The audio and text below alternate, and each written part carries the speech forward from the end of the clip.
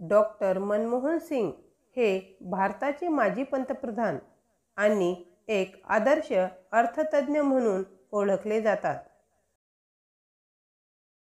त्यांचा जन्म 26 सप्टेंबर 1932 रोजी पाकिस्तानमधील पंजाब प्रांतात झाला.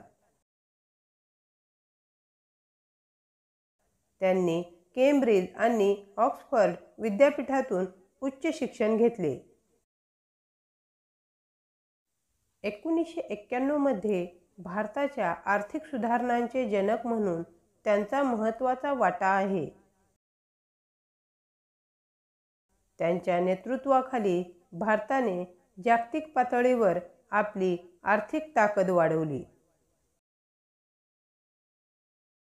2004 ते 2014 या काळात ते देशाचे पंतप्रधान होते. साधेपणा आणि प्रामाणिकपणा ही त्यांच्या व्यक्तिमत्त्वाची वैशिष्ट्ये. त्यांच्या कार्यकाळात माहिती तंत्रज्ञान क्षेत्राचा मोठा विकास झाला. त्यांनी देशाच्या शांतता आणि प्रगतीसाठी मोठे योगदान दिले.